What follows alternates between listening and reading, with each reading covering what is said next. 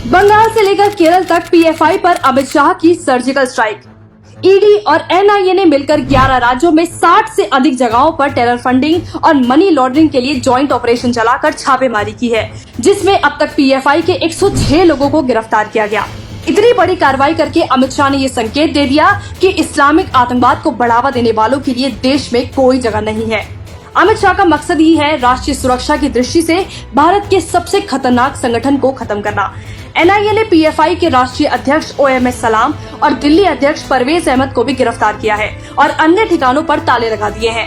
PFI के जरिए देश में हो रहे कट्टरपंथ को रोकने के लिए इस कार्रवाई की बहुत जरूरत थी। लेकिन आखिर पीएफआई है क्या?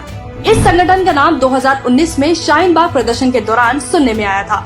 इसके बाद देश भर में हुए हर दंगे में कहीं न कहीं पीएफआई के तार जुड़े होते हैं। पीएफआई वैसे तो अपने आप को एक नॉन प्रॉफिट संस्था बताता है, जो एक खास वर्ग के अल्पसंख्यकों के हक की बात करता है, लेकिन असल में इसके कई संस्थापक सदस्य पहले सिमी से जुड़े थे। सिमी वो संगठन है जिसे यूएपीए के तहत भारत में बैन किया गया है। उस पर देश के अल्पसंख्यक नौजवानों को आतंक से जोड़ने और उन्हें आतंकी कैंपों में ट्रेनिंग देने का आरोप है। पहले सिमी 2001 में बैन हुआ। उसके कुछ संस्थापकों से मिलकर पीएफआई बना, जिसके दो विंग है। पहला सीएफआई जो है छात्र विंग और दूसरा एसडीपीआई जो है राजनीतिक विंग। ये संगठन कितना शक्तिशाली है, इस बात का अंदाजा आप इसी बात से लगा सकते हैं कि उसे कई राजनीतिक पार्टियों का संरक्षण प्राप्त है। नागरिकता कानून के विरोध के समय कांग्रेस के उदित राज और आप के संजय सिंह के पीएफआई से जुड़े होने की बात सामने आई थी।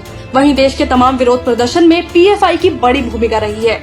हाल ही में हिजाब को लेकर देश में जो बवाल मचा था, उसके पीछे भी पीएफआई का नाम सामने आया। यानी भारत के खिलाफ हर देश विरोधी गतिविधियों में पीएफआई लिप्त पाया जाता रहा है। वहीं हाल ही में बिहार के पटना में पीएफआई पर हुए एक कार्रवाई के दौरान भारत को 2047 तक इस्लामिक राष्ट्र बनाने की इनकी प्लानिंग का खुलासा हुआ था। 2016 में एनआईए ने इसे बैन करने की अपील की, लेकिन अमित शाह बैन नहीं लगाते। वो तो हर ऐसे देश विरोधी संगठनों को बेरहमी से कुचलते हैं, जैसे उन्होंने माओवादी संगठन के साथ किया या 370 को हटाकर कश्मीर में अलगाववादियों को खत्म किया। वो जानते थे कि ऐसा करने पर देश में विरोध के रूप में एक और विवाद खड़ा होगा, क्योंकि आज भी एनआईए की इस कार्रवाई पर देश के कई हिस्सों में पीएफआई के सदस्य सड़कों पर उतर आए हैं। अकेले केरल से 18 पीएफआई नेताओं को गिरफ्तार किया गया, जिसको लेकर पीएफआई केरल में आज हड़ताल कर रहा है। और ये बात सब जानते हैं कि अमित शाह कोई भी कार्रवाई बिना सोचे समझे, बिना प्लानिंग के नहीं करते। उन्होंने 2016 से लेकर 2022 तक पीएफआई की जांच को फ्री हैंड दिया और केवल पीएफआई ही नहीं, उसके पूरे नेटवर्क को ही नेस्तनाबूद करने की योजना बनाई।